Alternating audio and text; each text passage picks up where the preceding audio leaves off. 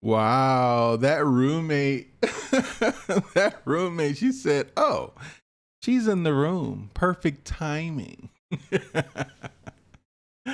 Yeah, you did the right thing, man. You probably had a gut feeling. That's why you drove up there.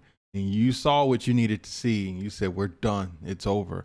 And I love it when you guys start talking about how you started leveling up and hitting the gym and focusing on your money and focusing on you.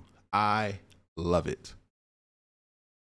Subject: I caught my fiance naked with another man. Here's the full story. Hey man, first off, I just want to say thank you for what you do on your channel.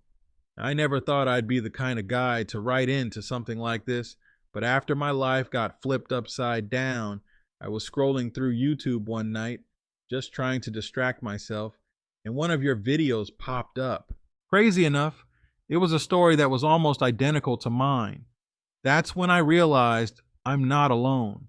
I'm not the only dude out here who gave his heart to someone who didn't deserve it. And if telling my story can help another guy the way that video helped me, then it's worth writing this. So here it goes. My name's Johnny, and I met my ex-fiancée Wendy when we were both working at Costco. This was right out of high school.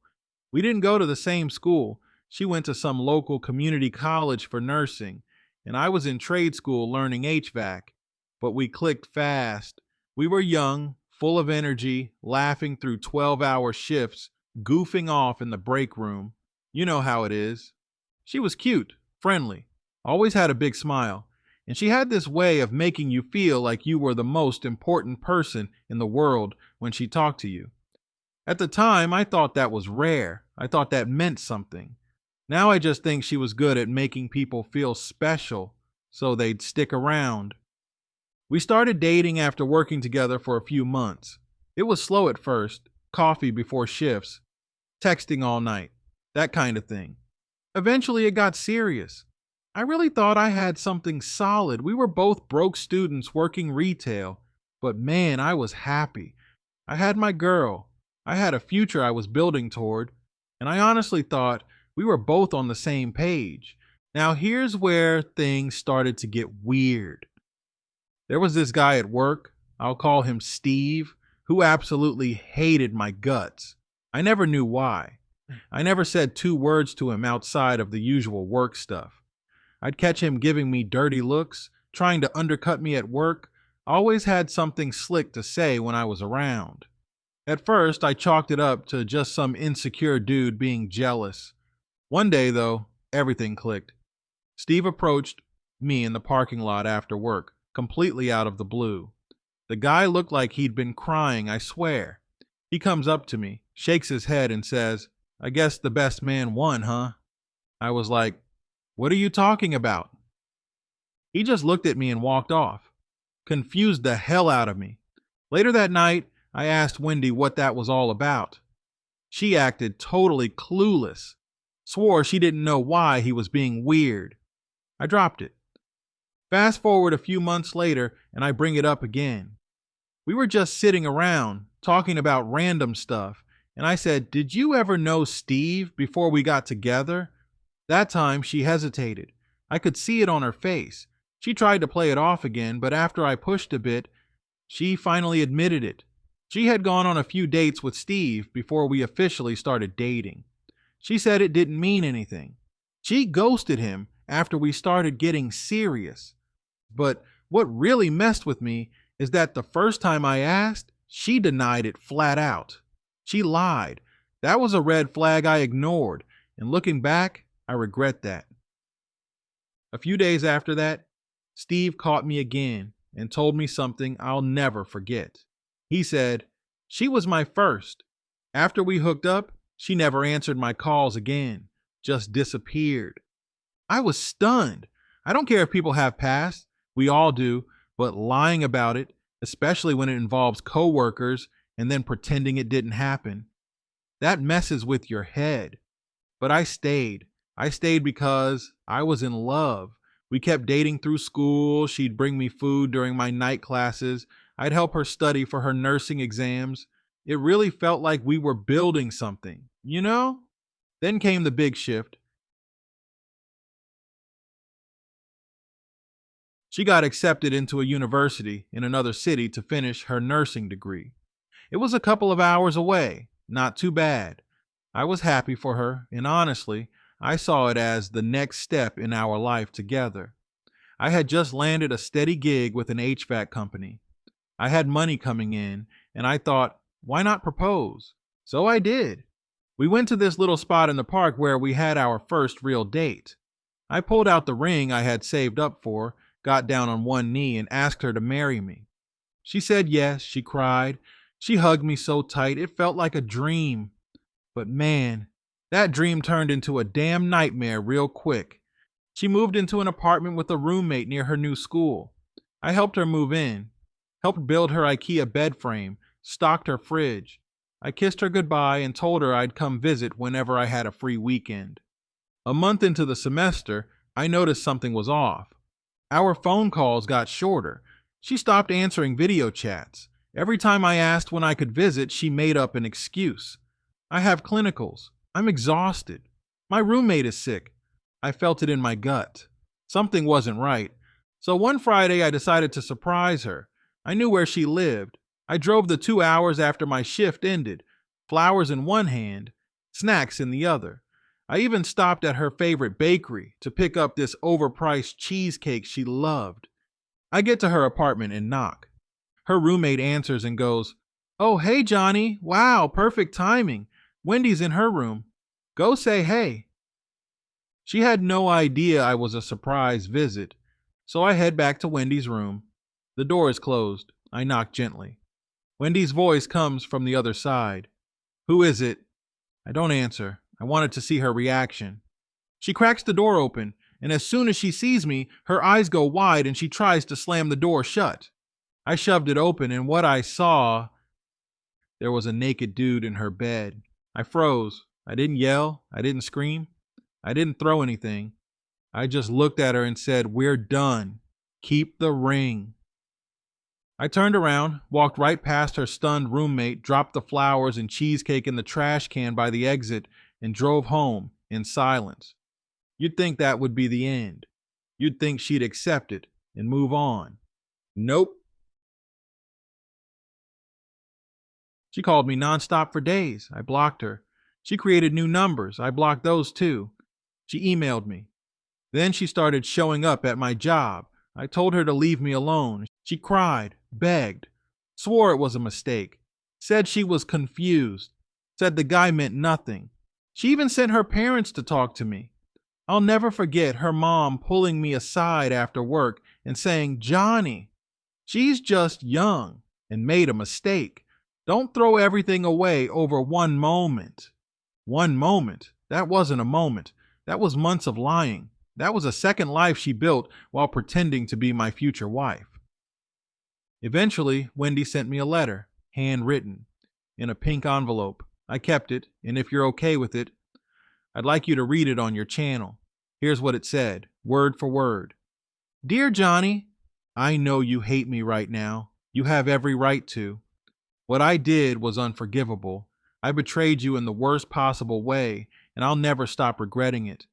I thought being away at school would help me figure myself out.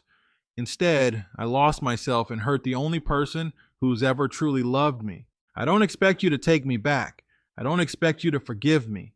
But I want you to know that I am sorry with every fiber of my being. You are a good man, the best man I've ever known. You deserved honesty, loyalty, and love. I gave you none of that. I was weak and selfish, and I let temptation ruin everything we built. I hope one day you find someone who gives you the love you gave to me. Please take care of yourself. You're going to do amazing things. Love always, Wendy." I read that letter once, then I put it in a drawer. I don't know why I kept it. Maybe to remind myself what betrayal looks like in writing. Anyway, man, that's my story. It's been almost a year now. I focused on work, hit the gym hard, been stacking money, and I'm not looking for love anymore. Not right now, maybe not ever, but I'm healing, slowly, day by day. Thanks again for reading this. If you want to share it, go ahead. Just tell the guys out there. Trust your gut. If something feels off, it probably is. Stay strong. Johnny. I wanted to follow up because there's a whole second half to this story. What happened after I walked out of Wendy's apartment that night? What happened after I told her to keep the ring and moved on? Or at least tried to. Some breakups end quick and quiet. This one didn't. Not by a long shot. Wendy didn't just try once or twice to get me back. She went on a full-blown apology tour. I'm talking Oscar-worthy performances, crocodile tears, guilt trips, fake therapy sessions, you name it. And honestly, part of me wants other guys to hear this because the games don't always end after you catch someone cheating. Sometimes that's just when the manipulation really starts. So here's how it all went down. After I got home that night, I blocked Wendy on everything.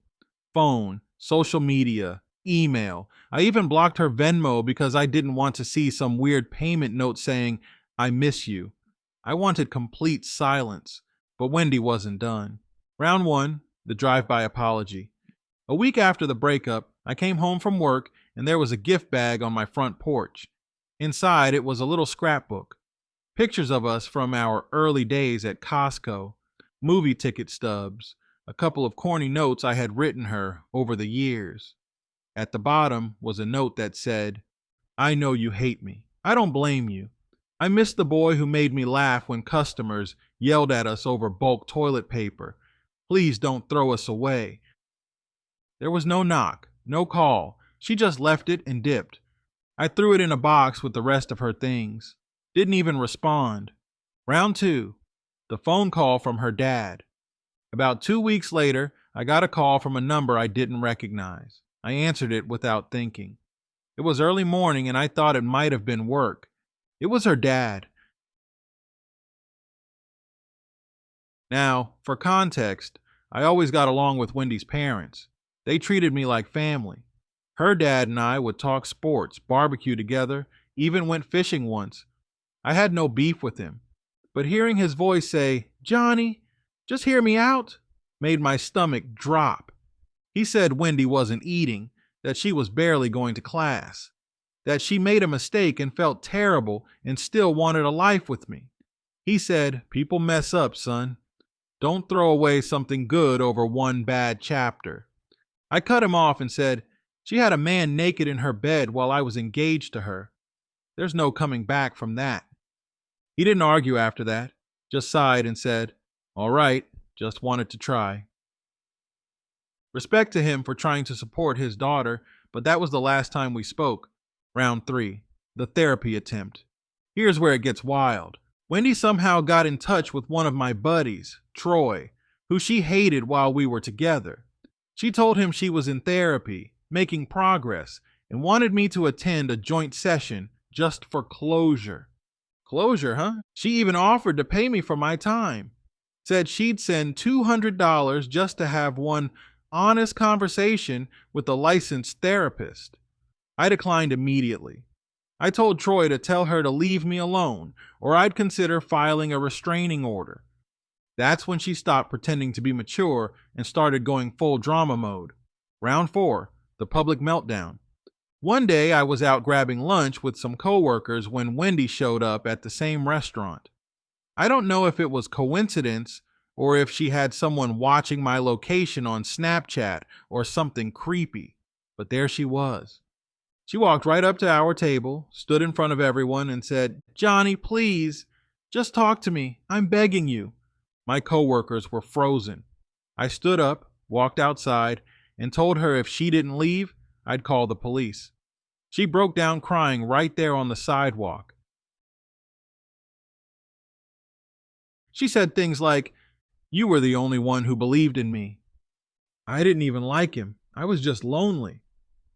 "You're punishing me like I killed someone." I didn't budge. The manager ended up walking her off the property. I left my food and went home. Round 5, the ultimatum letter. Now this next part, I almost didn't include because it's embarrassing, but if it helps another guy see through the BS, it's worth it.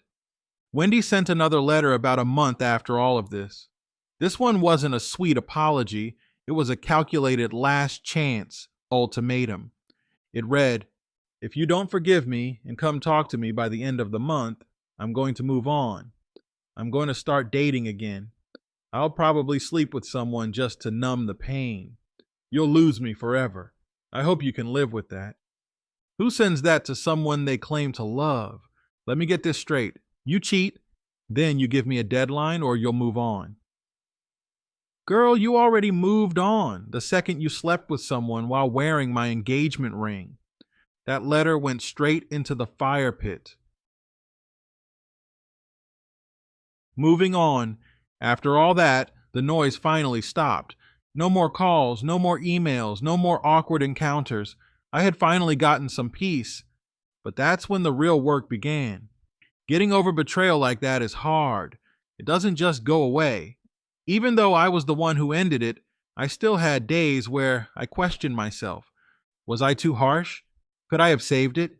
Should I have gone to that therapy session? But I kept reminding myself, she didn't make a mistake. She made a choice, and I wasn't going to make myself the second option. Here's how I started rebuilding. 1. Focused on my work. I started taking on extra jobs. HVAC kept me busy. I'd do side gigs, weekend installs, anything that gave me purpose and a paycheck. There's something therapeutic about using your hands and seeing a job through from start to finish. I ended up stacking enough money to get out of my old apartment, the one filled with too many memories, and rented a small house on the edge of town. Fresh start. 2. Hit the gym. I'd always been in decent shape, but after the breakup, I hit the gym with a vengeance. I was angry, hurt, confused. Instead of bottling that up, I took it out on the weights. 2-a-days, meal prep, sleep dialed in. Fast forward a few months, lost 15 pounds of fat, gained muscle, and finally felt good looking in the mirror again. 3. Cut off mutuals. This part sucks, but it was necessary. I stopped talking to people who were still friends with Wendy. A couple of mutuals tried to stay neutral, but honestly, if you stay friends with the person who betrayed me, I can't trust you. I cleaned house. My circle got smaller but stronger. 4. Found hobbies again. I got back into things I loved before the relationship. I started biking trails on weekends, took a welding class for fun, even started journaling. That helped me process a lot more than I expected. One entry that sticks out was the first time I wrote, "I'm glad it happened." Because here's the truth. It exposed everything I didn't want in a wife before it was too late. If I had married Wendy, who knows how long I would have lived with the lie. She showed me who she was before we signed the papers. That's a blessing, even if it didn't feel like it at the time. Dating again? Some family ask me if I've started dating again. The answer is, kind of. I've gone on a few dates. Nothing serious. Mostly casual conversation, coffee shops, nothing physical. I'm in no rush. My trust in women is, let's just say, on life support. But I'm also not bitter. I don't hate women. I just hate betrayal. Right now, I'm focused on building something for myself, a career, a legacy. I don't want to ever be in a position where my whole identity is wrapped around someone else. What I'd say to Wendy now, if Wendy ever hears this, I'd tell her the truth. You didn't just cheat on me, you ruined something. You ended trust. You ended the image of who I thought you were. You ended the future I had pictured for us. And worst of all, you lied when I gave you every chance to be honest. You could have told me about Steve when I first asked. You could have said you weren't ready for a commitment before accepting my proposal. You could have told me you were struggling. Instead, you chose to cheat.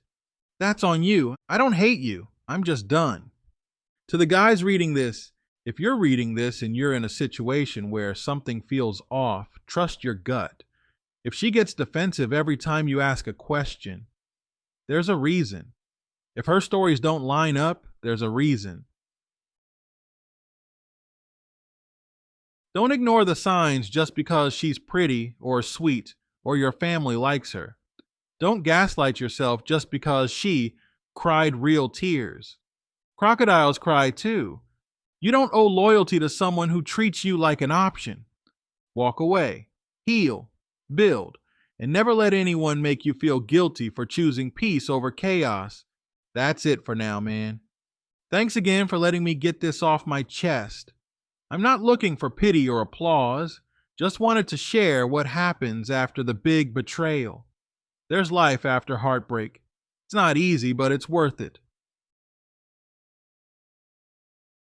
Take care, Johnny.